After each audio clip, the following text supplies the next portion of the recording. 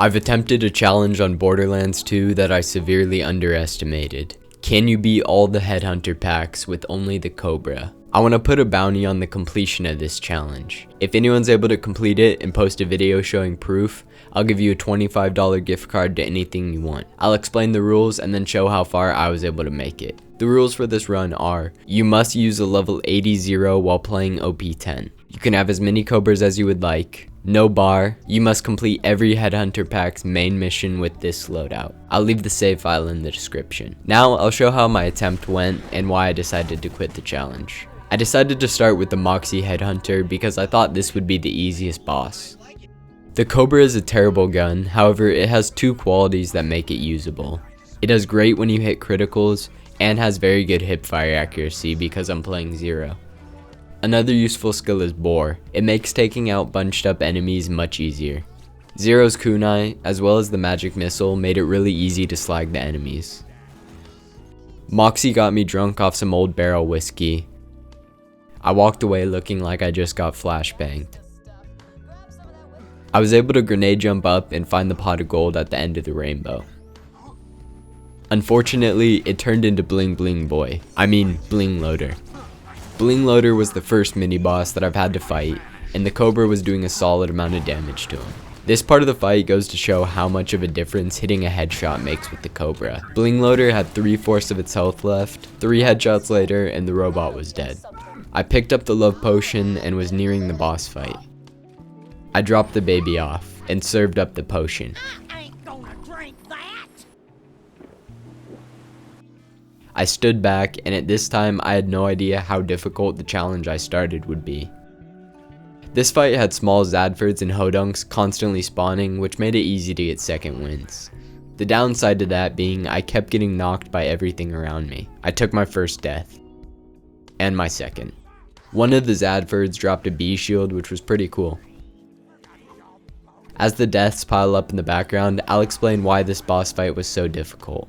Because both the bosses are Goliaths, they have extremely hard to hit criticals, which is where the Cobra gets the most damage from. The other reason is because they're able to revive each other, and every time they do, they get stronger, plus resets their health.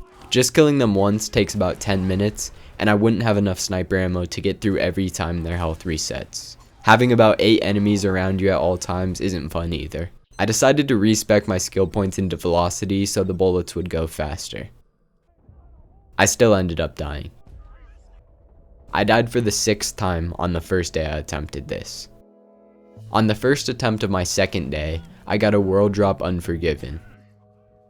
This was the first time where I'd gotten really close. I hit a good headshot on the groom and took him down. When I ran out to look for the bride, I got knocked as she was running towards me. I was able to get the second win, but it was too late. She revived him and I went down again. I tried this boss 12 times on the second day. I died and then got launched into space. At this point, I thought about going to a different headhunter. It was the 3rd day of attempting this now, but I decided to finish what I started. I was able to bore the groom and get an easy headshot. I had the bride slagged, and this was my chance to finally beat the boss. I was able to hit a headshot, but it wasn't enough. She got the revive off and I died. I forgot to mention this until now, but at the start of day 3, I switched to OP8. This attempt, I decided that I needed to get them both really weak before killing one of them. I accidentally killed the bride with Bore, so I needed to run out and find the groom. Luckily, he was standing still and let me get one shot off on him. I hit the critical and finished the boss fight. It took me a total of 31 attempts. I turned the mission into Moxxi and headed to Wham Bam Island. The reason I chose Wham Bam is because I think it's the hardest boss out of all the Headhunter packs.